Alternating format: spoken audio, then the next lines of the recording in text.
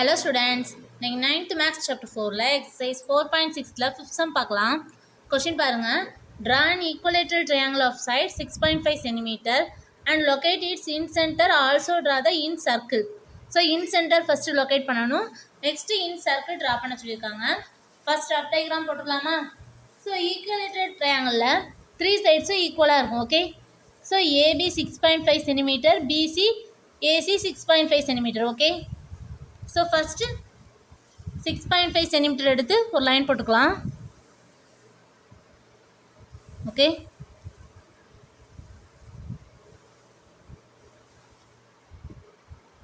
AB 6.5 cm. Next A பாயிண்ட்ல இருந்து 6.5 cm measure பண்ணிட்டு ஒரு ஆர்க் போடணும்.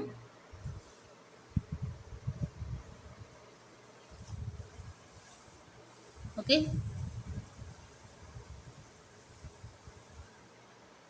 நெக்ஸ்ட் B பாயிண்ட்லேருந்து ஆர்க் போடணும். 6.5 cm தான். ஸோ ரெண்டு ஆர்க்கும் ஜாயிண்ட் ஆகிற பாயிண்ட்டை சின்னு எடுத்துக்கலாம். ஸோ ஏசி ஜாயின் பண்ணிக்கலாம். நெக்ஸ்ட்டு பிசி ஜாயின் பண்ணணும்.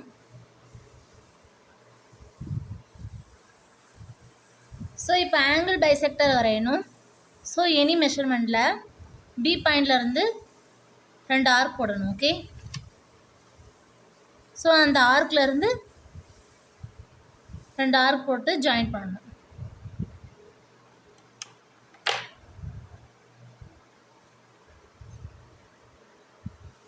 ஸோ ரெண்டு ஆர்க்கும் ஜாயிண்ட் ஆகிற பாயிண்ட்டையும் பி பாயிண்ட்டையும் ஜாயின் பண்ணணும்.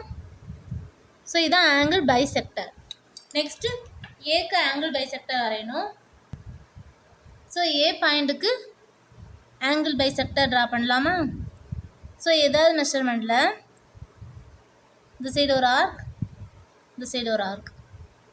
நெக்ஸ்ட்டு அந்த ஆர்க்லேருந்து ரெண்டு ஆர்க் போடணும். ஓகே,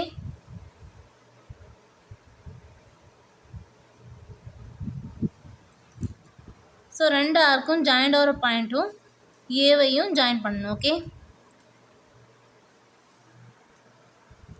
ஸோ இந்த ரெண்டு ஆங்கிள் பைசெக்டரும் மீட் பண்ணுற பாயிண்ட் தான் இன் சென்டர். ஓகே, ஸோ இப்போ இதை மிட் பாயிண்ட்டை வச்சு சர்க்கிள் போடணும்.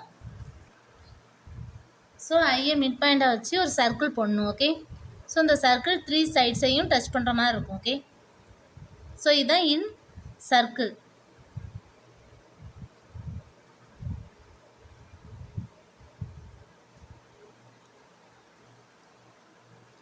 மெஷர்மெண்ட் எழுதிக்கலாமா?